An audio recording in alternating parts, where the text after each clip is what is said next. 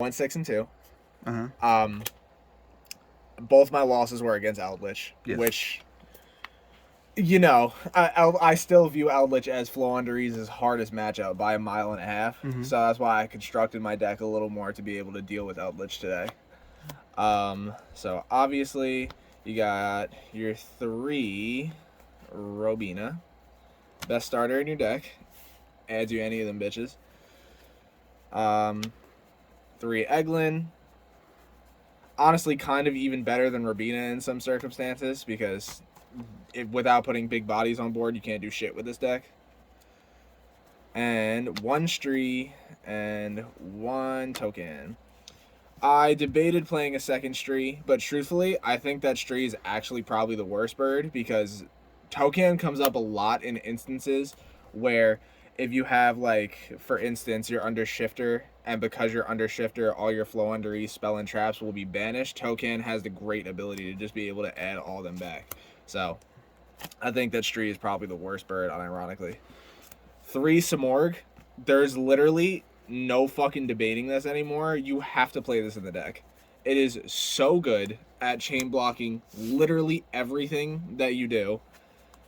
If you just open a hand with Robina and Smorg, your opponent will not be able to ash a single one of your floowandereeze monsters. And of course, with the birds, you play the 1 Elbors. Card is nuts. Card allows you to finish games way earlier than you should be able to because not only does it give you an extra tribute summon, but it also gives all your winged beasts an extra wind winged beasts an extra 300 attack. 3 of duality. As soon as I find the third one. Obviously, there's literally no downside to running this card. You don't special summon in this deck, and if you do, I don't know what you're doing. I mean, there are certain circumstances where, like, you could probably make a Zeus, but that never came up for me. And 3 prosperity. Obviously, also insane. You don't use your extra deck. Also very expensive. Well, I mean, yeah. I considered running extravagance also in low count because I do know a lot of people who run all 9 pots to make sure they never brick. 9? Truthfully, yeah, they run 3 prosp, 3 duality, 3 extravagance. It's not that I hate that idea, it's that I really don't think this deck bricks all that often anymore with all of the changes that it's had to its core over time. And on top of that, like, I don't know, because extravagance forces you to use it at the beginning of your main phase 1. So if extravagance does resolve and you have prosperity in your hand, you're not going to be able to use the prosperity, which is annoying, and that's why I don't run that. Along with the burbs, you have your 3 field spell, open. And in addition, we have 3 of the quick play spell, Advent of Adventure. Card is fucking bonkers. Card is literally everything they could have given this deck. It dodges things like Imperm and Effect Veiler and allows you to add the field spell or any low-level floowandereeze from your deck to your hand. And it can banish any wing beast from your hand to do that. So if you have something like DD Crow in your hand, if you have something like the Smorg in your hand, any of the big ones you don't need at the moment, insane. 1 of floowandereeze and the Unexplored Winds. Card is nuts. Card is really good going second because if you could just you could play this card, resolve a singular floowandereeze effect, then you contribute over one of your opponent's cards and the one that you have on field, and that more often than not removes a lot of pressure. As for big boys, we have 1 Mist Valley Apex Avian, 1 Rise of the Mega Monarch, and 2 floowandereeze and M-Pen. I think that's the perfect ratio. I don't think that running 1 M-Pen is even a little bit optimal. I think that you run out of 1 M-Pen quite quickly, and honestly, putting 2 M-Pens on the board is not all that bad. No Snell? No Snell. Why no Snell? Because the card is not good. What do you mean? The card only flips special summoned monsters into defense position. If it could flip normal summons too, then we could talk.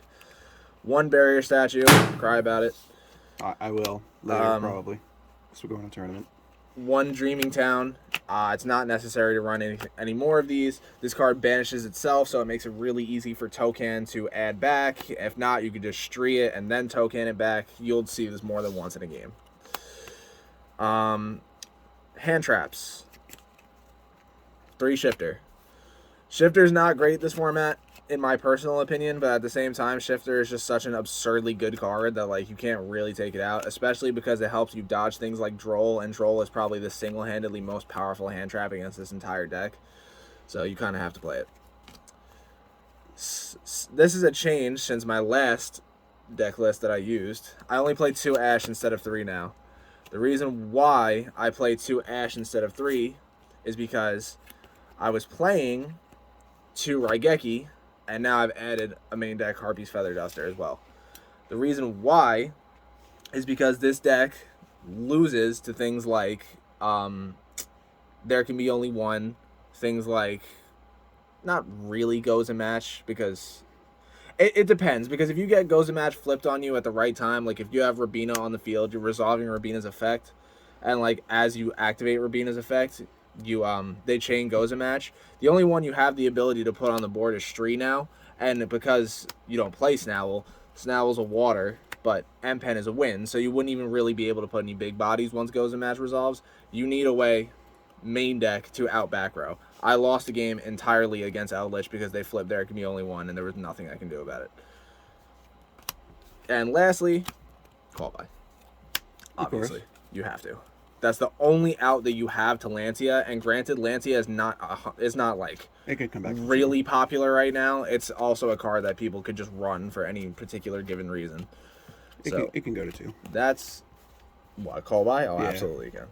People are saying call by should be banned, and I'm like, y'all are retarded. Extra deck.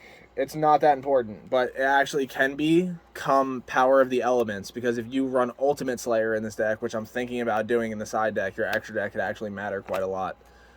What, the Super Poly target? No, the Ultimate Slayer card that says send a card card from your extra deck, send the same kind from your opponent's field to the graveyard. It could generate you a lot of resources. Currently, I play 2 Phoenix, 1 Unicorn, 1 Access Code, and 1 Underworld Goddess. That's Link Monsters. How often are you seeing that Access Code talker? Not very often. I play... This is the only thing that actually would probably come up at some point. 2 Zeus, 2 Downerd Magician, and 2 Lyrilusk Assembled Nightingale.